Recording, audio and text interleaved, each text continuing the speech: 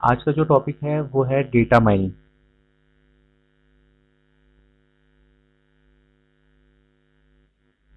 देखिए, माइनिंग आप general word पढ़ते हैं तो माइनिंग का मतलब होता है खुदाई।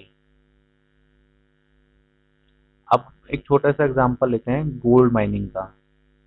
तो गोल्ड माइनिंग जब हम करते हैं तो गोल्ड माइनिंग कहाँ होती है? खदानों में होती है, यहाँ पे सोना निकलता है। तो खदानों में जब हम खुदाई करते हैं तो वहाँ पे हम क्या करते हैं कि जब हमने खोदा उसको, तो वहाँ पे हमें मिट्टी, पत्थर और भी कुछ चीजें मिलती हैं और साथ में हमें सोना मिलता है। फिर हमें उन मिट्टी, कंकड़ और इन सब चीज़ों में से कुछ टेक्निक लगा के अपने सोने को अलग करना पड़ता है और फाइनली हमें हमारा सोना मिल जाता है। तो ये हुई गोल्ड माइनिंग। इसी तरह से डेटा माइनिंग भी होती है। अब डेटा माइनिंग में क्या होता है, हमें यहाँ पे हम डेटा सर्च कर रहे होते हैं जो हमारे काम का है। डेटा तो बहुत सारा है, लेकिन वो डेटा ऐसा भी है कि जो कूड़ा कबाड़ा है या हमारे इस्तेमाल लायक नहीं है या हमारे मतलब का ही नहीं है। तो उसमें से हमें अपने काम का डेटा निकालने के लिए क्या करना पड़ता है? डेटा माइनिंग करनी पड़ती है। तो आज हम डेटा माइनिंग के बारे में ही पढ़ने वाले हैं। तो पहले इसकी डेफिनेशन देख लेते हैं, what is data mining. There is a huge amount of data available in the information industry. यानी आज के इस युग में, आज के इस इंडस्ट्रियल दौर में बहुत सारा डेटा है। आज इवन मैं आपको ये लेक्चर दे रहा हूँ, आप ये लेक्चर सुन रहे हैं, ये लेक्चर रिकॉर्ड हो रहा है, ये सब भी क्या है? डेटा ही क्रिएट हो रहा है हमारा। This data is of no use until it is converted into useful information। मतलब ये जो डेटा इतना सारा हमारे आसपास अवेलेबल है, उसका कोई इस्तेमाल नहीं है, वो किसी काम का नहीं है जब तक उसमें से हमें हमारे काम की इंफॉर्मेशन ना मिल जाए। तो उस डेटा का कोई मतलब नहीं बनता। It is necessary to analyze this huge amount of data and extract useful information from it। तो इसलिए ये बहुत ज़्यादा ज़रूरी बन जाता है कि इतने बड़े अमाउंट ऑफ डेटा में से हम अपने काम की इंफॉर्मेशन को ढूंढ के निकाल सकें। तो डेटा माइनिंग हमें वो चीज़ प्रोवाइड करती है, वो टूल है हमारे लिए जिससे हम ये यूजफुल इंफॉर्मेशन को अपने लिए निकाल सकते हैं इतने बड़े डेटा के ढेर में से। तो अब डेफिनेशन की बात करते हैं। डेफिनेशन आपकी, data mining is defined as extracting information from huge set of data। In other words, we can say that data mining is the procedure of mining knowledge from data। यानी data mining simply क्या है कि हम information निकाल रहे हैं बहुत सारे डेटा में से, और इसी प्रोसीजर को हम बोलते हैं डेटा माइनिंग प्रोसीजर। अब इसमें एक चीज और आती है, नॉलेज डिस्कवरी, जिसके बारे में हम इस टॉपिक के बाद पढ़ेंगे। कुछ लोग क्या करते हैं कि डेटा माइनिंग को नॉलेज डिस्कवरी भी बोलते हैं, और कुछ लोग नॉलेज डिस्कवरी को और डेटा माइनिंग को अलग अलग तरीके से देखते हैं। तो नॉलेज डिस्कवरी में कुछ स्टेप्स आपके इन्वॉल्व होते हैं, उसके बारे में बात कर लेते हैं। पहला स्टेप इन्वॉल्व होता है डेटा माइनिंग की डिस्कवरी से, डेटा क्लींजिंग। इस स्टेप में क्या होता है, देखिए बहुत सारा डेटा है, उसमें बहुत सारी नॉइज है, उसमें से हमें वो नॉइज वाला डेटा हमें क्या रिमूव करना है, उसको बोलते हैं हम data cleansing. In this step the noise and the inconsistent data is removed. जो डेटा हमारा नॉइजी डेटा होता है, इनकंसिस्टेंट डेटा होता है, उसको हम इस स्टेप में रिमूव करते हैं, जिसको बोलते हैं डेटा क्लींजिंग। ये जो स्टेप्स मैं आपको बता रहा हूँ, 6 से 7 स्टेप्स हैं। ये सारे स्टेप्स क्या हैं? हमारे बहुत सारे डेटा में से नॉलेज निकालने के स्टेप्स हैं कि हम किन स्टेप्स को फॉलो करके उसमें से काम की नॉलेज को निकालते हैं। तो ये सारे स्टेप्स हैं, इनको हम थोड़े से और ज्यादा एक्सप्लेन वे में आने वाले टॉपिक में पढ़ेंगे। तो यहाँ पे मैंने सिर्फ एक ओवरव्यू दिया हुआ है। सेकंड स्टेप है data integration. In this step multiple data sources are combined. देखिए, डेटा इंटीग्रेशन की जरूरत क्यों पड़ती है? डेटा इंटीग्रेशन की जरूरत इसलिए पड़ती है क्योंकि हमारे पास जो डेटा आ रहा है वो जरूरी नहीं एक ही सोर्स से आ रहा हो, वो बहुत सारे सोर्सेज हो सकते हैं। भाई, एक डेटाबेस अलग सर्वर पे, एक डेटाबेस अलग सर्वर पे है। हो सकता है कि एक आपने डेटाबेस से उठाया हुआ डेटा, एक आपका इंटरनेट से आया हुआ डेटा हो सकता है किसी और सोर्स से आया हुआ डेटा। तो बहुत सारे सोर्सेज हैं जहां से हमारे पास डेटा आ रहा है। तो तो उन सभी डेटा में से जब हमने उसको फिल्टर किया, हमने उसमें से नॉइज हटा ली, इनकंसिस्टेंसी, तो उन सभी डेटा को इंटीग्रेट करने की जरूरत पड़ती है ताकि हम उसको एक जगह से एक्सेस कर सकें। इसी चीज को बोला जाता है डेटा इंटीग्रेशन। तीसरा है डेटा सिलेक्शन।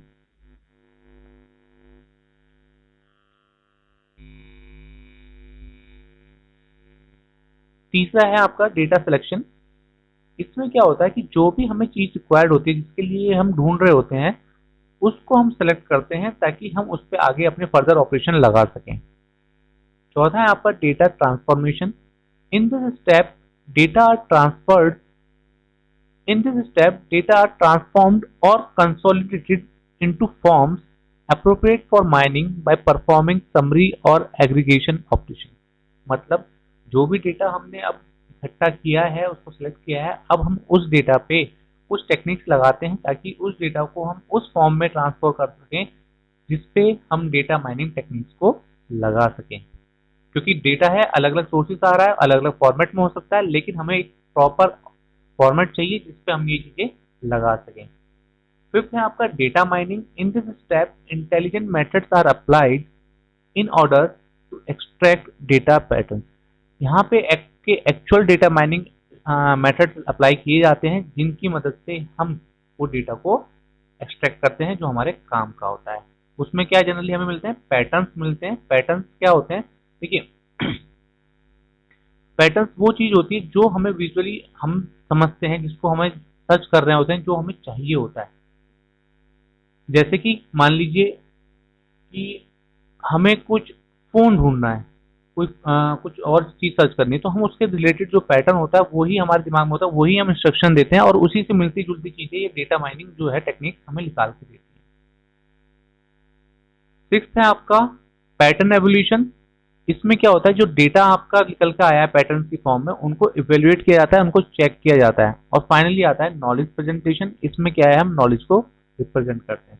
तो ये जो 7 स्टेप्स हैं नॉलेज डिस्कवरी प्रोसेस के, ये हमने बहुत शॉर्ट में आपको बताए हैं। इसके बाद वाले नेक्स्ट टॉपिक में हम इन सभी 7 स्टेप्स को थोड़ा डिटेल में प्रोसीजर करेंगे कि किस तरह से नॉलेज डिस्कवरी की जाती है एक्चुअल में। तो अगर बात की जाए, फिर से एक छोटा सा क्विक रिवीजन कर लेते हैं, डेटा माइनिंग क्या है। डेटा माइनिंग क्या है, बहुत सारे डेटा में से जो जनरली हम जिसको हम नाम दिया था पिछले लेक्चर में, क्या बताया था, बिग डेटा। उस बिग डेटा में से अपने काम की नॉलेज को निकालने के लिए हम कुछ टेक्निक्स अप्लाई करते हैं और उसको बोला जाता है डेटा माइनिंग। यानी हम उसको माइन कर रहे हैं, खुदाई कर रहे हैं उसकी, उस डेटा में से निकाल रहे हैं अपने काम की चीज। और उस चीज को क्यों निकाल रहे हैं, क्योंकि हमें उसमें से कुछ अपने काम की नॉलेज चाहिए होती है, जिसकी वजह से हमें इस डेटा पे ये सारी चीजें अप्लाई करनी पड़ती हैं। तो ये तो रही डेटा माइनिंग की बात। अब बात करते हैं डेटा माइनिंग आर्किटेक्चर की। ये थोड़ा इंपॉर्टेंट है, इसको जरा ध्यान से देखिएगा। ये इंपॉर्टेंट क्यों है, क्योंकि अगर आपने ये आर्किटेक्चर समझ लिया तो आपको डेटा माइनिंग समझ में आ जाएगी कि यार एक्चुअल में डेटा माइनिंग कर क्या रही है और किस तरह से हमारा जो काम का डेटा है वो निकल के बाहर आ रहा है और किस तरह से हम उसको यूज कर सकते हैं। तो बहुत इंपॉर्टेंट चीज है, तो इसको बिल्कुल बहुत ध्यान से देखिएगा। थ्योरी की बात बाद में करते हैं, पहले एक छोटा सा इंटरफेस समझते हैं हम इसमें।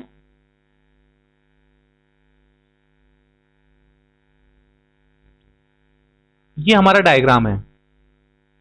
ये डायग्राम हमें बताता है कि डेटा माइनिंग आर्किटेक्चर कैसा है। तो ये जो डायग्राम में आप देख पा रहे हैं, ये सारा क्या हमारा डेटा माइनिंग आर्किटेक्चर है।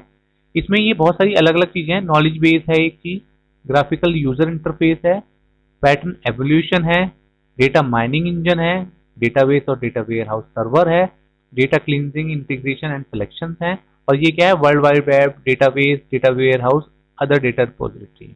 तो ये सारी चीजें हमारी क्या है, इस आर्किटेक्चर का पार्ट है।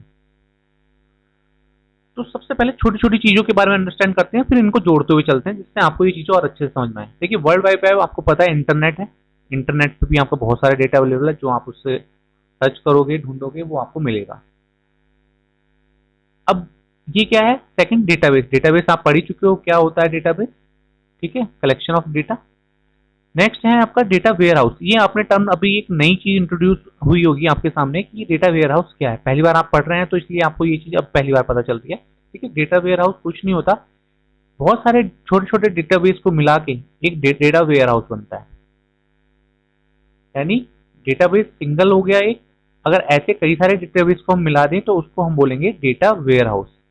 और अदर डेटा रिपोजिटरी, इसका मतलब यह है कि इन सभी के अलावा और भी जो सोर्सेज हैं डेटा के, उनको हमने बोला अदर डेटा रिपोजिटरी। ये सारी चीजें क्या हैं, ये हमारे सोर्सेज हैं जहां से हमें डेटा मिल रहा है। अब वो डेटा कैसा है, रॉ डेटा है, डिफाइंड डेटा नहीं है। रॉ डेटा का मतलब क्या है, उसमें नॉइज भी है, उसमें अनवांटेड डेटा भी है, उसमें वो सारा डेटा भी है जो हमारे काम का नहीं है। यहां तक की बात समझ में आई बच्चों? तो ये सारी चीजें क्या है, सोर्सेज ऑफ डेटा।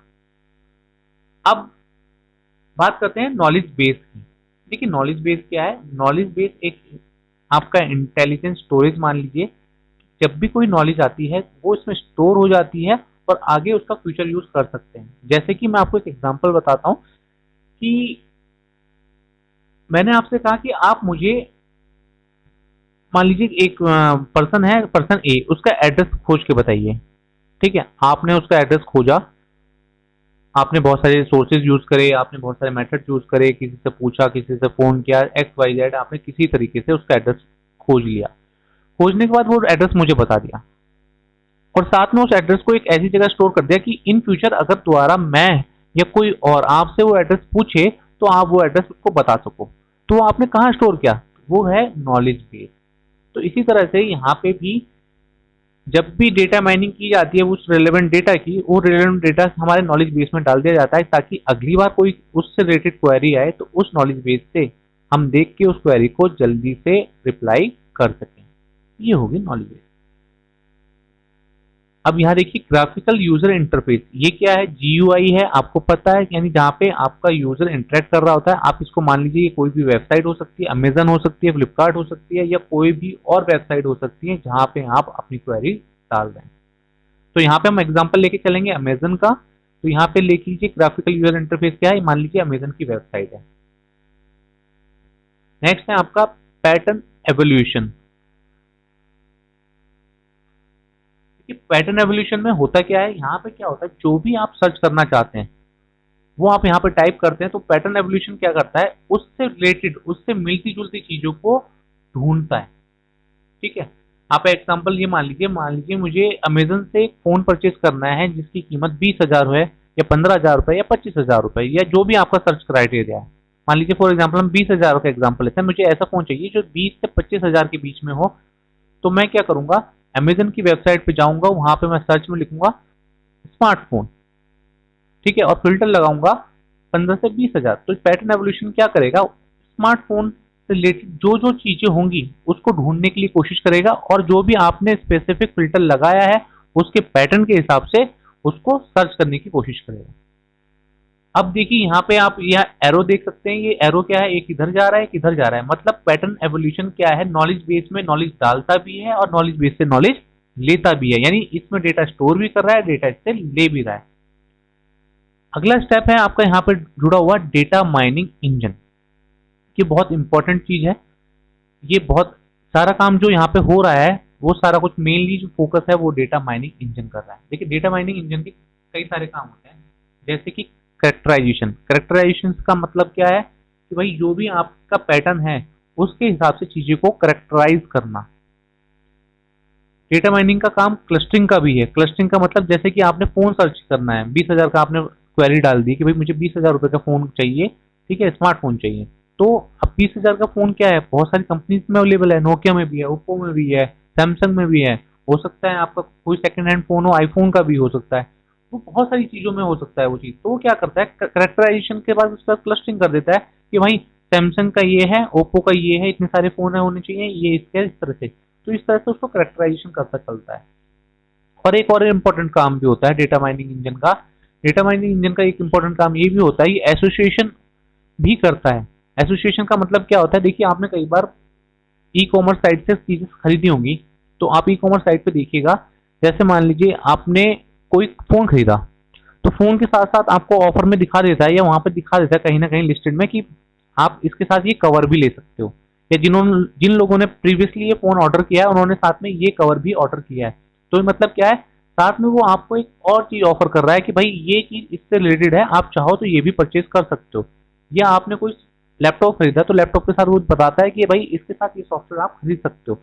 तो यानी आपने कोई शर्ट खरीदी है तो उसके साथ बता सकता है कि भाई आप इसके साथ ये मैचिंग पैंट ले सकते हो। तो यानी वो आपको प्रिडिक्ट भी करके देता है। तो इसका जो मेन इंपॉर्टेंट काम एक और आ जाता है वो है प्रिडिक्शन का भी। यानी आपने ये चीज ली है, हो सकता है ये चीज और आपके काम की हो। ये इसी तरह से है जैसे कि हम लोग प्रिडिक्ट करते हैं ना कि भाई हमारे एग्जाम में एक क्वेश्चन पेपर 3 साल से आ रहा है, ठीक है, सेम क्वेश्चन पेपर में ये वाला टॉपिक आ रहा है बार बार, तो इस साल भी इसकी प्रोबेबिलिटी बहुत ज्यादा हाई है। ये और बेनिफिट है, यानी यहाँ पे प्रिडिक्शन का काम भी कर रहा है। कैरेक्टराइजेशन, क्लासिफिकेशन, प्रिडिक्शन, ये सारी चीजें क्या कर रहा है data mining engine. Data mining engine क्या करता है, ये सारी चीजें करने के बाद फाइनली बोलता है डेटा वेयर हाउस सर्वर को कि भाई मुझे ये चीजें ला के दे। अब डेटा वेयर हाउस सर्वर क्या है, डेटा वेयर हाउस सर्वर को आप मान सकते हो एक वेटर की तरह, जिसको वो काम बोलता है डेटा माइनिंग इंजन कि भाई ये काम मुझे अब करके दे। अब डेटा वेयर हाउस सर्वर क्या करेगा, जितने भी ये रिसोर्सेज हैं यहाँ सभी से डेटा लेता रहेगा, सबसे डेटा लेगा, और इन सब जो डेटा आएगा उस पर डेटा क्लींजिंग, इंटीग्रेशन और सिलेक्शन लगाएगा, और फाइनली वो डेटा क्या है ऊपर जाएगा। तो अब यहाँ पे डेटा क्लीनिंग, इंटीग्रेशन और सिलेक्शन, इस चीज के करने के लिए यहाँ पे एक पार्सर लगा होता है। उस पार्सर का काम क्या होता है कि जो जो हमारे पास डेटा आ रहा है उसमें से डेटा में से नॉइजी डेटा को हटाने का काम जो करता है वो पार्सर करता है। ठीक है, पार्सर को आप एक तरह से गेटमैन की तरह दे सकते हो कि भाई बिल्डिंग का एक गेटमैन है, आपने बोल दिया कि भाई इतने सारे लोग आने वाले हैं, आप इनमें से सिर्फ उन लोगों को आने देना जो इस क्राइटेरिया के मैचिंग के हों। ठीक है, तो वो क्या करता है कि इतने सारे लोगों में से सिर्फ उन्हीं लोगों को आने देगा जो उस क्राइटेरिया को मैच करते होंगे। तो इस तरह से क्या डेटा भी क्लीन करता हुआ चलता है और फाइनली उनको इंटीग्रेट और सिलेक्शन करता है। तो ये सारी चीजें यहाँ पे चलती होती है, ये पूरा आर्किटेक्चर है। तो इस आर्किटेक्चर को हम एक बार फिर से देखते हैं अपने एग्जाम्पल के तौर पे। मान लीजिए आपको एक फोन खरीदना है 20 से 25 हजार रुपए का। आप अमेजन की वेबसाइट पे गए, यानी ग्राफिकल यूजर इंटरफेस यूज किया और आपने वहां पे अपनी क्वेरी लिख दी कि भाई मुझे स्मार्टफोन चाहिए और फिल्टर लगा दिया। तो उसके बेस पे पैटर्न क्रिएट हो गए कि हाँ भाई ये चीजें उस यूजर को चाहिए और ये पैटर्न आपके क्रिएट हुए हैं, एवेलेट हुए हैं। उन पैटर्न के बेस पे वो सारी चीजें कहाँ जाती हैं, डेटा माइनिंग इंजन के पास। डेटा माइनिंग इंजन क्या करता है, उस पैटर्न के बेस पे चीजों को कैरेक्टराइज करता है, चीजों को क्लस्टर्ड करता है, प्रिडिक्शन लगाता है और साथ में क्या है फॉरवर्ड कर देता है रिक्वेस्ट इसके बाद डेटा वेयर हाउस सर्वर के पास कि भाई मेरे को अब ये चीजें चाहिए। अब डेटा वेयर हाउस सर्वर क्या करता है, जो भी आपके सोर्सेज हैं वहां से जो भी डेटा आ रहा है उन पे डेटा क्लींजिंग, इंटीग्रेशन और सिलेक्शन के जरिए वो डेटा आपका पुल करता है, वो डेटा आपका एक्सट्रैक्ट करता है। उस डेटा को एक्सट्रैक्ट करने के बाद उस डेटा में से जो भी रिजल्ट आया है वो डेटा माइनिंग इंजन के पास भेजता है। डेटा माइनिंग इंजन क्या करता है, इंटेलिजेंटली उसको फिर से आपका प्रिडिक्ट करता है। प्रिडिक्ट करने के बाद और साथ में नॉलेज बेस के थ्रू, नॉलेज बेस क्या है यहाँ पे देखिए, नॉलेज बेस इसलिए कनेक्टेड है क्योंकि इसमें भी प्रीवियस नॉलेज है। उसके बाद उस डेटा को वापस पैटर्न एवोल्यूशन के पास भेजता है। पैटर्न एवोल्यूशन उस डेटा को नॉलेज बेस में सेव भी करता है और साथ में आपको देता है। अब नॉलेज बेस में सेव क्यों कर रहा है, ये थोड़ा सा सोचने वाली बात है। देखिए मान लीजिए अभी मैंने सर्च किया है और मैंने इसको नॉलेज बेस में सेव कर दिया, वो जो रिजल्ट आया पैटर्न एवोल्यूशन में जो फोन था वो मिला। मान लीजिए आजकल मैं या कोई और यूजर भी इसी तरह की सेम क्वेरी डालता है तो क्या करेगा, तो उसको ये सारे काम करने की जगह जैसे ही वो क्वेरी पैटर्न एवोल्यूशन के पास आएगी वो नॉलेज बेस को चेक करेगा और उसके बेस पे वो इसको रिजल्ट वापस लौटा सकता है। तो यानी वो इतने सारी चीजें करने से बच जाता है। ठीक है, तो ये चीज क्या होती है यहाँ पे, नॉलेज बेस का काम क्या होता है कि जो रिजल्ट आपके आए हैं वो चीज आपके सेव हो जाए।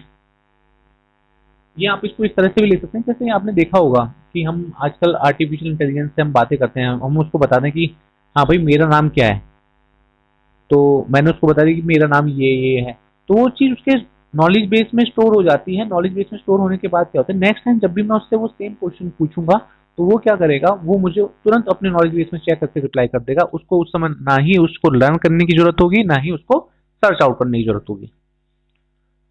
तो ये था एक बेसिक आर्किटेक्चर जो मैंने आपको बताया, उसको में ये आपको आप समझ में आएगा कि डेटा माइनिंग किस तरह से काम कर रहा है, ये उसका आर्किटेक्चर है। ठीक है, अब डेटा माइनिंग के जो स्टेप्स हैं वो नॉलेज डिस्कवरी करने के, वो अभी मैंने आपको साथ बताए थे, जिसको हम इसके बाद जब भी हम अगला नेक्स्ट टॉपिक होगा उसमें हम उसको रिकवर करेंगे। तो अब बात करते हैं कंपोनेंट्स की। पहला है आपका data mining engine. Data mining engine is the core component of data mining process, यानी जो बिल्कुल जान है इस पूरे आर्किटेक्चर की वो क्या है, डेटा माइनिंग इंजन। ठीक है। Data mining engine is a core component of data mining process which consists of various modules that are used to perform various tasks like clustering, classification, prediction and correlated analysis. मैंने जैसे आपको अभी बताया था कि data mining engine क्या क्या करता है, क्लासिफिकेशन करता है, क्लस्टरिंग करता है, प्रिडिक्शन करता है और कोरिलेशन करता है। कोरिलेशन मतलब एसोसिएशन, जो अभी बताया था आपको कि भाई ये चीज आपने ली है तो ये शायद ये चीज और आपके काम की हो, आप ये चीज भी ले सकते हो। यानी अगर आपने फोन लिया है तो ये आपका मोबाइल कवर है, यानी आप या आपने फोन लिया है तो ये आपका एसडी कार्ड है, या कुछ और भी चीज जो भी उससे रिलेटेड हो सकती है, जो भी आपके काम की हो सकती है, आप उसको खरीद सकते हो। तो ये देखिए आज के टाइम पे ई कॉमर्स वेबसाइट कितने हैविली यूज करते हैं इन टेक्निक्स का, ताकि कस्टमर ज्यादा से ज्यादा चीजें परचेज करे, कस्टमर को ज्यादा से ज्यादा चीजें सोचनी ना पड़े। क्योंकि ये एक नॉर्मल सी चीज है, ये नॉर्मल सी एनालिसिस है मार्केट की कि अगर कोई आज की तारीख में फोन खरीदता है तो फोन के साथ साथ उसको एक मोबाइल कवर भी चाहिए होगा, क्योंकि उसको मोबाइल की प्रोटेक्शन भी चाहिए। तो अगर हम उसको पहले से वो चीज दिखा दें तो वो चीज भी वो हमारे यहाँ से देखेगा, वो चीज हमारे यहाँ से खरीदेगा, उसके लिए वो वेट क्यों करेगा। तो ये देखिए मार्केट टैक्टिक्स हैं प्रॉफिट क्रिएट करने के लिए। तो कितनी हैवीली ये चीजें इंटीग्रेटेड हो चुकी हैं आजकल हमारे सिस्टम्स में, हम कितना ज्यादा इससे पैसा कमा सकते हैं ये देखते हुए कंपनी ने ये सारी चीजें टेक्निक्स लगाई हुई हैं। वो कितना ज्यादा मार्केट को प्रिडिक्ट करते हैं, कितना ज्यादा मार्केट को एनालाइज करते हैं कि हाँ भाई एक कस्टमर है वो फोन खरीद रहा है तो ये करेगा। अच्छा अगर वो सस्ता फोन खरीद रहा है तो सस्ते कवर ही लेगा, क्योंकि अगर एक सस्ता फोन ले रहा है तो ज्यादा महंगा कवर नहीं लेगा। अगर लेकिन एक आईफोन यूजर है या एक बहुत ज्यादा कॉस्टली हाई ब्रांडेड फोन ले रहा है तो वो एक हाई एंड कवर यानी थोड़ा महंगा कवर भी ले सकता है। तो वो उस हिसाब से प्रिडिक्ट करते हैं। तो ये देखिए आप कस्टमर को कितना ज्यादा एनालाइज किया जा रहा है, और ये सब चीज करने के लिए डेटा साइंस और डेटा माइनिंग ये सारी चीजों का यूज किया जा रहा है, और with the help of machine learning. तो ये सारी चीजें आपको ये यहाँ पे मिलेंगी पढ़ने के लिए। नेक्स्ट है आपका pattern evaluation. Pattern evaluation is responsible for finding various pattern with the help of data mining engine. ठीक है, जो भी आपने सर्च किया है, जो भी आपकी क्वेरी है या जो भी आपको कंटेंट चाहिए, वो पैटर्न्स की हेल्प से डेटा माइनिंग इंजन आपको हेल्प करता है लौटाने में, फाइंड आउट करने में। नेक्स्ट है data warehouse. Data warehouse क्या होता है? A data warehouse is a place which stored information collected from multiple sources under unified schema. Information stored in a data warehouse is critical to organization for the process of decision making। ठीक है, data warehouse क्या है?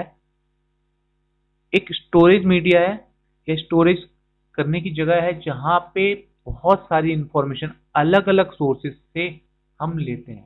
अब unified schema एक word use किया गया है यहाँ पे, अंडर यूनिफाइड स्कीमा मतलब वो सारी जो इंफॉर्मेशन है अलग अलग सोर्सेज से आ रही हैं, वो सारी हमारी इंफॉर्मेशन रेलेवेंट होनी चाहिए हमसे, हमारी ऑर्गेनाइजेशन से। ये नहीं कि इंफॉर्मेशन लेनी है तो कहीं से भी ले ली है और वो किसी के बारे में भी ले ली, नहीं, वो सारी इंफॉर्मेशन होनी हमारी ऑर्गेनाइजेशन के बारे में ही होनी चाहिए। इसलिए बोला यूनिफाइड स्कीमा मतलब एक सेम थीम पे, यानी हमारे से रिलेटेड है तो हमारे से रिलेटेड होना चाहिए, डेटा कहीं से भी आ रहा हो। तो ये सारे अलग अलग सोर्सेज से अलग अलग डेटाबेसेस से डेटा इकट्ठा करना और जो एक स्टोरेज करना, वो कहलाता है आपका डेटा वेयर हाउस। और ये जो इन्फॉर्मेशन स्टोर होती है वो क्रिटिकल होती है ऑर्गेनाइजेशन, क्योंकि वो सारी इन्फॉर्मेशन उससे रिलेटेड है। भाई उसकी सेल, किसी कंपनी की क्या सेल है, ठीक है, क्या प्रोडक्ट की इन्फॉर्मेशन, सारी कुछ उसके बारे में अलग अलग चीजें जो हैं वो सारा कुछ एक डेटा वेयर हाउस में होता है, जिसके बेस पे ही उस पे हम डेटा माइनिंग प्रोसेस लगा के, डेटा साइंस प्रोसेस लगा के हम केस स्टडी करते हैं, हम उनके बारे में और जानते हैं, हम उससे फ्यूचर प्रिडिक्शन कर सकते हैं, एनालिसिस कर सकते हैं और अपनी कंपनी को, अपनी प्रॉफिट्स को बढ़ा सकते हैं। तो ये सारी चीजें क्या है, डेटा वेयर हाउस से जुड़ी होती हैं, क्योंकि सारा कुछ डेटा जो है अलग अलग सोर्सेज से कहाँ इकट्ठा हो रहा है, हमारा डेटा वेयर हाउस में। नेक्स्ट है आपका यूजर इंटरफेस। ये आप बहुत अच्छे से जानते हैं। User interface provide communication between user and data mining, यानी एक कम्युनिकेशन मीडियम होता है ताकि हम उसको एक्सेस कर सकें, क्योंकि आपको पता है यूजर इंटरफेस क्या करता है, यूजर को इंटरेक्ट कराता है सॉफ्टवेयर और हार्डवेयर से। It allows user to use the system easily even if user don't have proper knowledge of the system.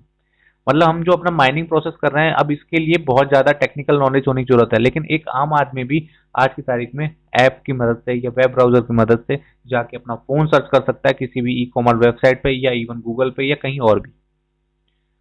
क्यों? क्योंकि उसको वो सब तो आता नहीं, फिर भी वो कर सकता है। ये सब कुछ किसकी मदद से पॉसिबल हो सकता है? यूजर इंटरफेस की वजह से। क्योंकि यूजर इंटरफेस सिर्फ हमें ये बताता है कि आपको ये काम करना है, आप यहाँ पे इंटरेक्ट कीजिए, इसके पीछे क्या हो रहा है उससे आपको कोई लेना देना नहीं है। वो सारी चीजें बैकग्राउंड प्रोसेस में या बैकग्राउंड जो चीजें होती हैं वहां पे संभाल ली जाती हैं। नेक्स्ट है आपका knowledge base. Knowledge base consists of data that is very important in the process of data mining. Knowledge base provide input to data mining engine which gives data mining engine in the process of pattern search. ठीक है। Knowledge base क्या है? मैंने आपको बता ही दिया था कि जो भी इंपॉर्टेंट आपका कम्युनिकेशन हो रहा है, जो भी इंपॉर्टेंट नॉलेज आप यूजर को लौटा रहे हैं, वो सारी कुछ क्या है स्टोर होती रहती है नॉलेज बेस में, जिसकी हेल्प से नेक्स्ट टाइम अगर कोई क्वेरी आती है तो हम डेटा माइनिंग इंजन को वो नॉलेज प्रोवाइड कराते हुए हम उस प्रोसेस को आसान बना सकते हैं और उसको फास्ट बना सकते हैं। ठीक है। तो knowledge base is a important steps, is important part of the architecture. तो एक बार फिर से हम आर्किटेक्चर को देख लेते हैं जरा।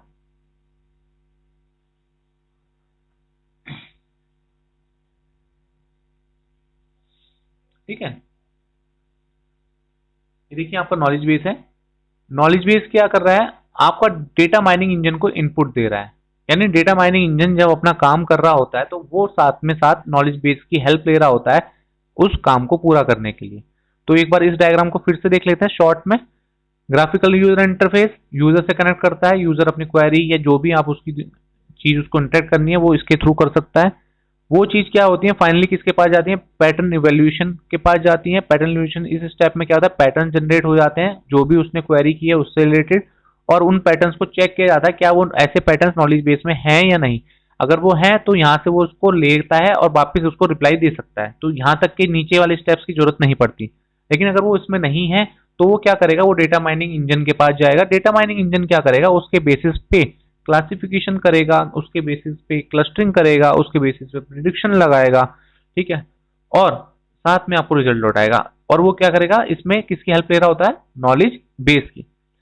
अगर उसके पास डेटा माइनिंग इंजन को जरूरत पड़ती है, उसके पास ये चीज नहीं है, नॉलेज नहीं है, तो वो क्या करेगा? डेटा वेयर हाउस सर्वर से कॉन्टेक्ट करेगा और उससे कहेगा कि भाई जो मल्टीपल सोर्सेज हैं अवेलेबल, जो जितने भी हैं, वहां से मुझे ये सारी चीजें चाहिए, ये पैटर्न है जो मेरे पास है, उसके बेसिस पे ये सारी चीजें मुझे चाहिए।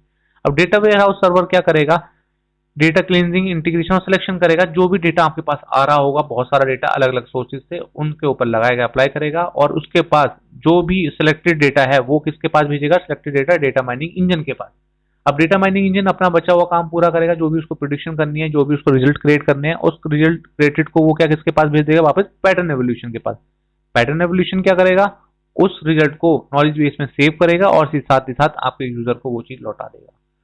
तो ये सारी चीजें क्या है? आपके आर्किटेक्चर का पार्ट है।